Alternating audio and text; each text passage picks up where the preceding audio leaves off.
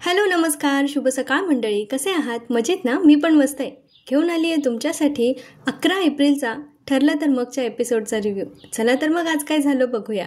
काल सायलीमुळे रविराजांचा सुभेदार कुटुंबियांवरचा थोडा तरी राग कमी झाला होता. त्यांच्यामध्ये माफी मागण्याचा कार्यक्रम झाला होता आणि त्यामुळे आता प्रतिमा आत्या खूप खुश आहेत. म्हणून त्या आता रविराजांशी बोलत असतात. त्या म्हणतात की आपल्या माणसाची माफी मागायची नसते असं म्हणतात, पण तरीसुद्धा थँक्यू. तेव्हा रविराज म्हणतात पण कशासाठी? तर प्रतिमा आत्या म्हणतात की तुमचा राग अजून तरी काही गेला नसता आणि तो कसा काढावा हे मला पण काही कळत नव्हतं, पण तुम्ही तो राग सोडलात त्यासाठी थँक्यू. त्यावेळेला रविराज म्हणतात की मी तरी असा किती दिवस राग धरून बसणार होतो, आणि तन्वी तर माझी मुलगीच आहे ना, आणि आजपर्यंत मी तिच्या कितीतरी चुका पोटात घातल्यात.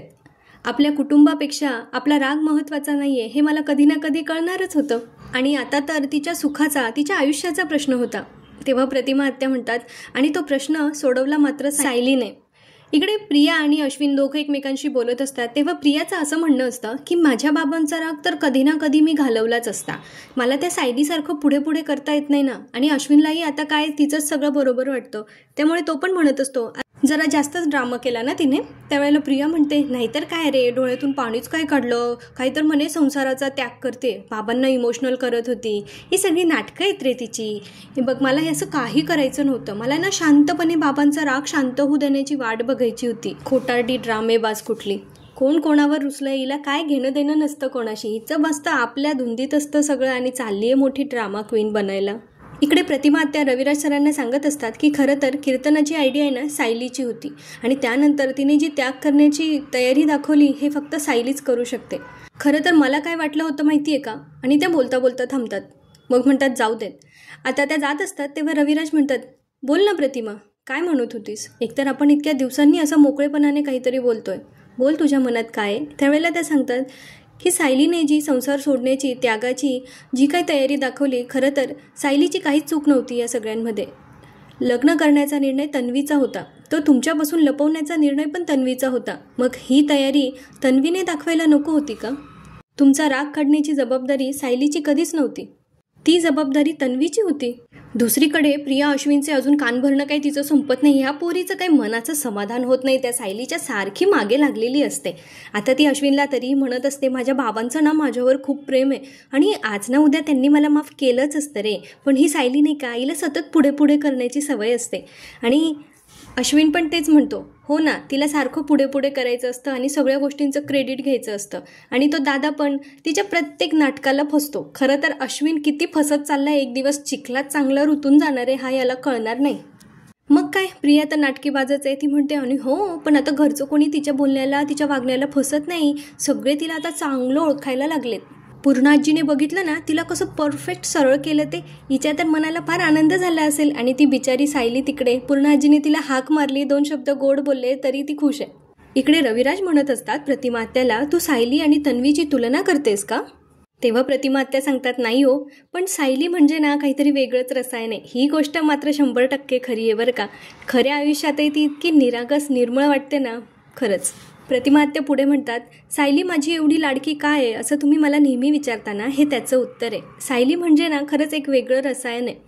म्हणजे मला असं वाटतं ना, मी तिच्या वयाची असेल ना तेव्हा तिच्यासारखीच असेल. प्रतिमा आत्यांच्या ह्या बोलण्याने ना रविराज काहीसे विचार पडतात बरं का. दुसरीकडे अश्विनचा आणि अजून प्रियाचा सीन थोडा बाकी आहे प्रेक्षकांना, थोडा वेळ डोक्याला ताण सहन करा हा. अश्विनने पुढे जे शब्द वापरलेत ना ते ऐकून मला तर त्याचा प्रचंड राग येतोय. तो आता म्हणत असतो की बघितलं ना, घरच्यांनी तर तिला स्पष्ट सांगून टाकलं की तू काहीही केलंस ना तरी त्याचा काही फायदा होणार नाही आमच्यावर, आणि एवढं सगळं केल्यानंतर सुद्धा तिला काहीच क्रेडिट मिळालं नाही. त्यानंतर तिचा चेहरा तर बघण्यासारखा झाला होता. असो, पण आता एवढं सगळं झाल्यानंतर ती पुढचे काही दिवस निर्लज्जपणा करणार नाही. सिरियसली सायलीसाठी निर्लज्जपणा हा शब्द वापरणं अश्विनला शोभतंय का? तुम्ही सांगा मला बरं. त्यावर आता तो म्हणतो की हां, ती आता निर्लज्जपणा करणार नाही तर मग माझ्या बायकोला पुढचे काही दिवस डोक्याला शांतता तरी मिळेल. याची बायकोच सगळ्यांसाठी डोकेदुखी आहे, हिला कसली शांतता हवी आहे डोक्याला? पुढे प्रतिमा त्या रविराज सरांना विचारतात, ते काहीतरी विचारात हरवले हे त्यांना कळतं ना. मग त्या म्हणतात काय हो, कुठे हरवलात? त्यावेळेला रविराज म्हणतात नाही, काही नाही. म्हणजे आपल्या रागाचं वजन कधी कधी इतकं जास्त असतं ना की ते उतरल्यानंतर आपल्याला एखादं ओझं उतरल्यासारखं असं हलकं हलकं छान वाटायला लागतं. आता रामनवमीचा दिवस संपला आहे, नवीन दिवस उजाडला आहे आणि अर्जुन नेहमीप्रमाणे त्याची फाईल घेऊन त्याच्या रूममध्ये आश्रम मर्डर केसबद्दल विचार करत असतो. आणि सायली तिथे येते आणि ती म्हणते, अहो नाश्ता करायला येत आहे ना. त्यावेळेला अर्जुनचं लक्ष नसतं. ती परत त्याला विचारते. तर अर्जुन म्हणतो हो. तेव्हा सायली म्हणते, आपल्याच केसबद्दल बोलताय ना. अर्जुन म्हणतो हो. म्हणजे मला सांगा, तन्वी आणि विलास कधी एकमेकांना आधीपासून ओळखत होते, असं काही डाऊट आला होता का तुम्हाला? त्यावेळेला सायली म्हणते, नाही हो, तो तर विलास तर नेहमी सगळ्यांशी चांगलंच वागायचा. तेव्हा अर्जुन विचारतो, नाही म्हणजे तन्वी आणि विलास आश्रमाच्या बाहेर कधी कुठे भेटला आहे असं काय आठवत आहे का तुम्हाला? त्यानंतर चैतन्य ना त्यांचं हे केसवरचं बोलणं सगळं ऐकत असतो दारातून आणि मग म्हणतो, अरे इथे नवीन लग्न झालेलं जोडपं कुठे जात नाही फिरायला, तन्वी आणि विलास कुठे जाणार आहेत? सायली म्हणते, तुम्ही कधी आलात चैतन्य भाऊजी? तेव्हा चैतन्य सांगतो, आत्ताच. तुम्ही जेव्हा तुमच्या रोमॅन्टिक गप्पा मारत होते ना तेव्हाच. काय रोमॅन्टिक गप्पा होत्या, वा वा. महिपतचा प्लॅन, तन्वी आणि विलास, माझ्या अंगावर रोमांच आला बघा अक्षरशः. पुढे चैतन्य त्यांना दोघांना म्हणतो, लाजा. लाजा वाटल्या पाहिजे तुम्हाला दोघांना, लाजा. तुमचा रोमांच बघून आहे ना, रोमांस नाही, माझ्या अंगावर शहारा आला, शहारा.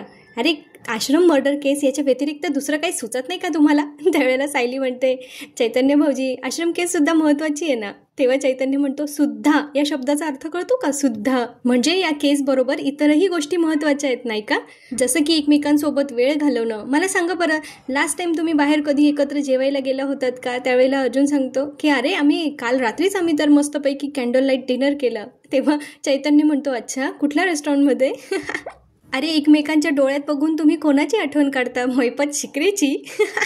अर्जुन म्हणतो, अरे आम्ही मस्त कॅन्डल लाईट डिनर एन्जॉय केला होता. मिसेस सायलींनी येथेच या रूममध्येच एकदम मस्त सेटअप लावला होता. त्यावेळेला चैतन्य त्याच्यावर परत चिडतो आणि म्हणतो, आधी हे मिसेस सायली म्हणणं बंद कर. वा क्या बात आहे चैतन्य. खूप दिवसापासून माझ्या मनात हे होतं की अर्जुनने आता सायलीला सायली म्हणून हाक मारावं. कदाचित आता ते इम्प्लिमेंट होऊ शकतं. आता चैतन्य अर्जुनची चांगली कान उघडणी करतोय बरं का. तो सांगतो की आता तुम्ही ना अशा एखाद्या ठिकाणी जरा फिरायला जा जिथे घरातले कामांच्या विषयी किंवा महिपत शिकरे केस विषयी तुमच्यात बोलणं नसेल, जरा एकांत वेळ मिळेल तुम्हाला. त्यावेळेला सायली म्हणते की आम्ही घरातच काढू ना असा एकांत वेळ. तेव्हा चैतन्य परत त्यांच्यावर चिडतो आणि म्हणतो, बास, अजिबात नाही. चैतन्य पुढे म्हणतो, लोक आहे ना स्वतःच्या बोरिंग संसाराला कंटाळता. मी तुमच्या बोरिंग संसाराला कंटाळलोय आणि आता तुमच्याकडून काय होईल असं मला वाटत नाहीये, त्यामुळे मलाच काहीतरी करावं लागेल. आता चैतन्य त्याचा फोन काढतो आणि मूवी तिकीट्स बुक करतो अर्जुन आणि सायलीसाठी. तसा अर्जुनला मेसेज मिळतो की त्यांचे तिकीट्स बुक झालेत. त्यानंतर आता सायली म्हणत असते, चैतन्य भाऊजी अहो पण. आता चैतन्य म्हणतो, वहिनी अहो पण बिहो पण काही नाही, मी माझे पैसे खूप मेहनतीने कमवतो आणि ते तुम्ही वाया घालवायचे नाहीयेत. आता अर्जुन आहे ना प्रेमाने सायलीकडे बघत असतो. त्यावेळेला चैतन्य त्याला म्हणतो, ओ ॲडव्होकेट अर्जुन सुभेदार, मूवी तिकीट्स ना संध्याकाळच्या शो संध्याकाळी आहेत. आत्ता आपल्याला ऑफिसला जायचं आहे. चला. सायली म्हणते, तुम्ही दोघांनी पटकन खाली चला आणि नाश्ता करून मग ऑफिसला निघा. जेवायला ते नाश्त्यासाठी बसलेले असतात आणि प्रिया त्यांना वाढत असते. त्यावेळेला अर्जुन तिथे पोहोचतो आणि त्याचा चेहरा बघण्यासारखा असतो. तो चैतन्याला म्हणतो, चैतन्य जरा सांभाळून. काय ना, लास्ट टाइम घरात कोणी खाणार नाही असा नाश्ता मला आणि माझ्या बायकोला संपवावा लागला होता. आणि आज नेमका तू पण सापडला आहेस यांना. चैतन्य म्हणतो, मी. आता ते दोघं जातात, डायनिंग टेबलवर बसतात आणि अर्जुन मग सायलीला म्हणतो, बायको आज आम्हाला आहे ना तू केलेलाच नाश्ता दे, कारण आज आहे ना आम्हाला खूप कामं आहेत, त्यामुळे फूड पॉयझनिंग झालेलं आम्हाला चालणार नाहीये बरं का. तेव्हा कल्पनाताई म्हणतात, अर्जुन तुझे टोमणे आम्हाला कळतायत बरं का, आणि प्रत्येक वेळी काही तन्वीला बोलण्याची गरज नाही आहे. त्यावेळेला प्रिया बोलते, जाऊ द्या नाही, मी आता नाही मनाला लावून घेत.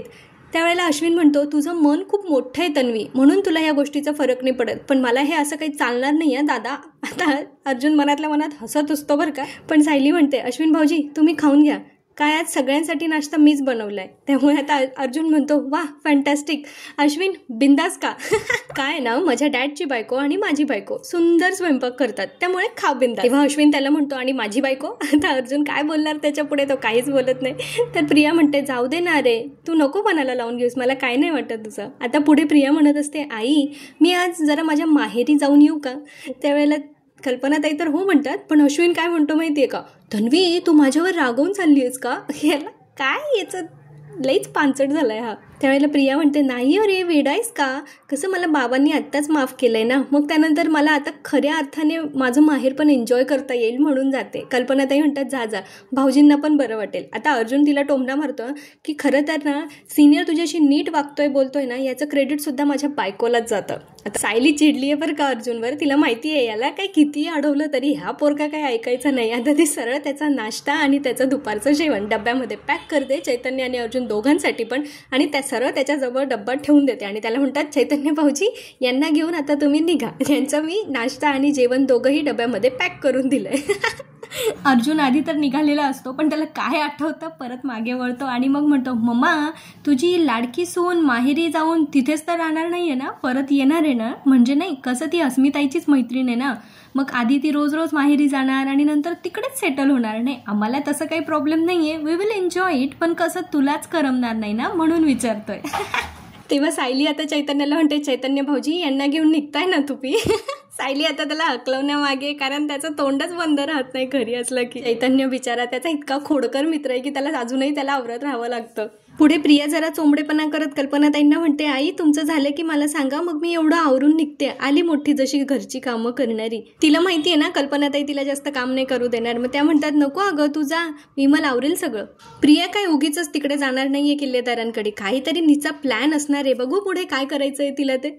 दुसरीकडे आता महिपत आणि दामिनी आलेत साक्षीला भेटायला. त्यांच्या केसबद्दल आता दामिनी साक्षीला काहीतरी प्रश्न विचारणार आहे. आता महिपत आहे ना साक्षीला म्हणत असतो, तू टेन्शन नको घेऊ अजिबात, आपल्या तारणहार तुला दलदलीतून बाहेर काढणाऱ्या साक्षात देव माणूस दामिनी ताई आपल्या समोर येते. दामिनी मॅडम तोंडावर बोट ठेवायला सांगतात महिपतला आणि म्हणतात, एवढा ड्रामा करायची गरज नाहीये, मी तिची ॲडव्होकेट आहे आणि ती माझी क्लायंट आहे, एवढी ओळख पुरेशी आहे. असं कधीतरी आहे ना प्रियाचा पण अपमान करावा या दामिनीने, एवढीच माझी अपेक्षा निर्मात्यांनी पूर्ण करावी. आता साक्षी पण महिपतला म्हणते, तुमच्या उत्साहाला जरा आवर घाला. आता ती पुढे बोलत असते आणि स्वतःचं इंट्रोडक्शन करून देते बरं का, हाय मी साक्षी शिकरे, आणि मस्त हात पुढे करते. पण दामिनी काही तिच्यासोबत हँडशेक करत नाही, इतका पचका केला आहे तिचा. पण मग साक्षी सोडून देते. आता सध्या कसं आहे माहिती आहे का, दामिनीची त्यांना गरज आहे, त्यामुळे महिपत काय साक्षी काय दोघांनाही तिचं ऐकून घ्यावंच लागतं. आता साक्षी सांगत असते दामिनीला की मला इथून बाहेर काढा, मला आता इथे एक क्षणही नाही राहायचं आहे. त्यावेळेला दामिनी म्हणतात, हो हो विलास मर्डर केसबद्दल बोलूच आपण, पण आधी आत्ता जी शिक्षा झाली आहे त्याबद्दल बोलूया. अथर्व विचारे, हे नेमकं काय प्रकरण आहे. त्यावेळेला साक्षी सांगणार असते, तेवढ्यात महिपत म्हणतो, मी नाही का हो तुम्हाला ते बोललं होते, सावत्र भाऊ उभा केला होता तिने त्याच्याच बद्दल. तेव्हा दामिनी म्हणते, तुम्हाला विचारलंय मी, तिला बोलू द्या. आता साक्षी पुढे सांगत असते की आम्ही त्या केससाठी एक खोटा भाऊ माझा उभा केला होता, अथर्व विचारे, आणि ह्या अर्जुन सुभेदारने त्याने माझ्या त्या खोट्याचा गैरफायदा घेतला. मान्य मला मी थोडंसं खोटं बोलले आणि त्याने माझा गैरफायदा घेतला. एक खून लपवण्यासाठी हे खोटे पुरावे उभे करत होते आणि साक्षी ह्याला म्हणते की अर्जुन सुभेदारने हिचा गैरफायदा घेतला आणि थोडंसंच खोटं बोलले होते. आता तिला दामिनी झापते थोडंसं. माझ्याशी बोलताना काही गोष्टी लक्षात ठेवायच्या अशा दामिनी सांगते. त्यातली नंबर 1 म्हणजे माझ्याशी बोलताना फक्त थोडंसं खोटं ह्या सगळ्या टर्म्स वापरायच्या नाही. त्याच्याने ना एक घाणेरडा साळसूतपणाचा वास येतो, तो आत्ता आपल्या काही कामाचा नाही आहे. आणि नंबर 2, कुठलाही वकील आपला गैरफायदा घेत नाही, आपण तो त्याला घेऊ देतो, कारण आपलं असत्य त्याच्यासमोर उघडं पडलेलं असतं.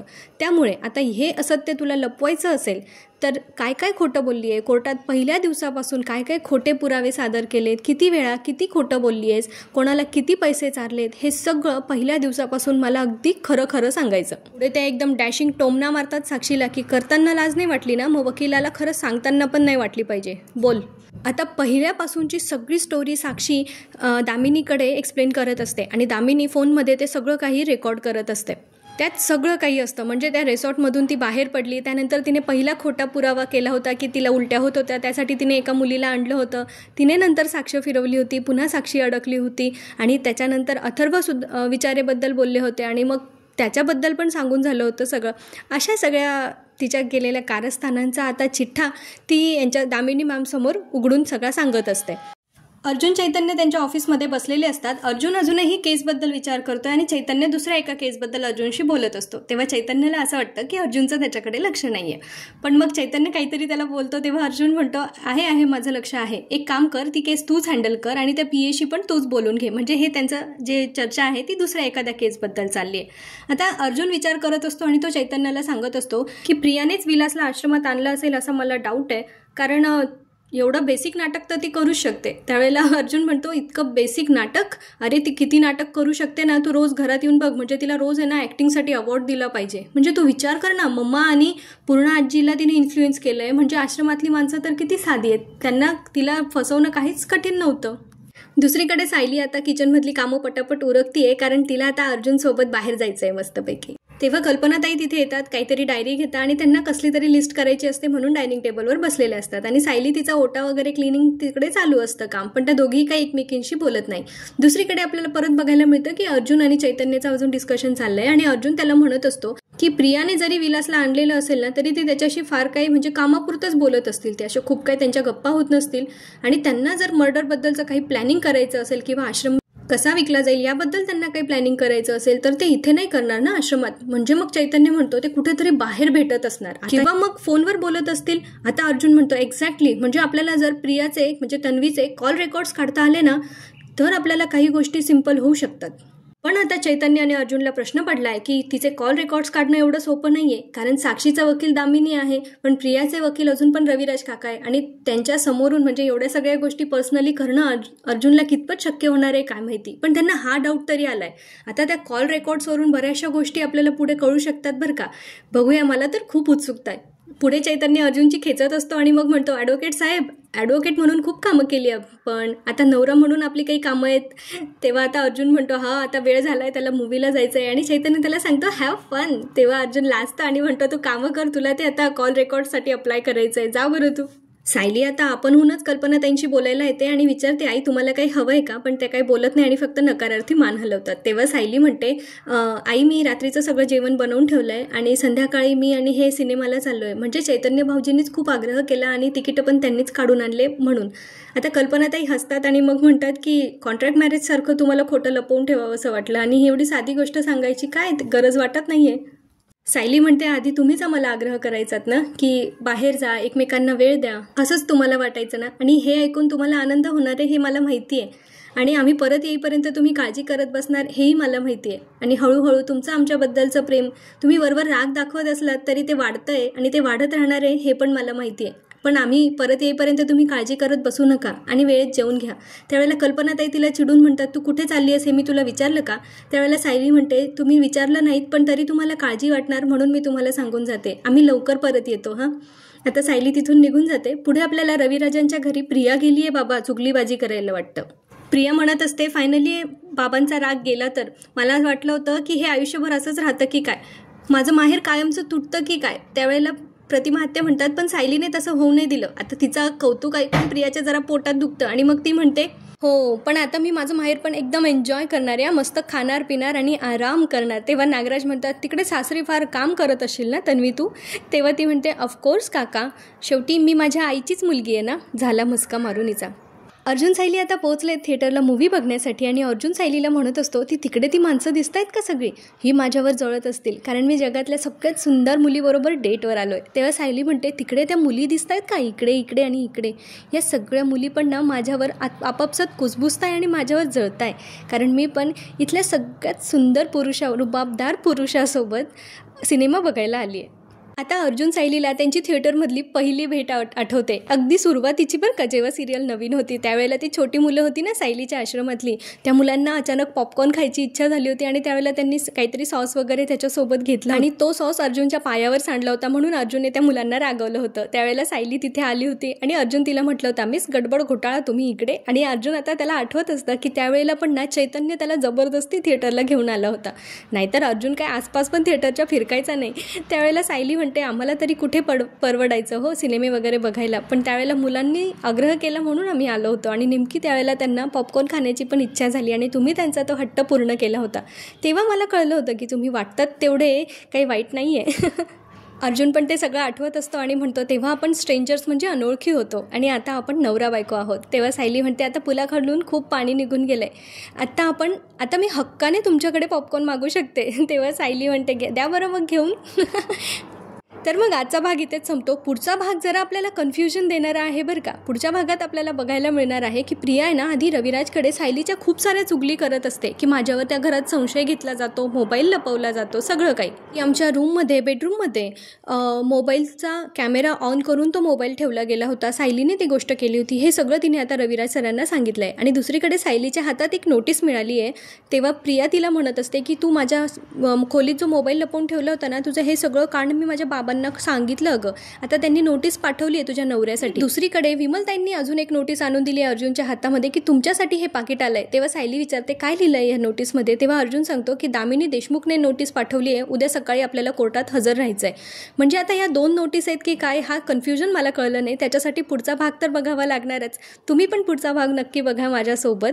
तर आजचा व्हिडिओ आवडला असेल तर लाईक शेअर करा, चॅनलला सबस्क्राईब करा. भेटूया पुढच्या भागामध्ये. तोपर्यंत आनंदी राहा, खुश राहा, आपली आणि आपल्या प्रियजनांची काळजी घेत राहा. आयुष्य खूप सुंदर आहे, मस्तपैकी जगत राहा. पुन्हा भेटूया. धन्यवाद. चॅनलला सबस्क्राईब करा बरं का.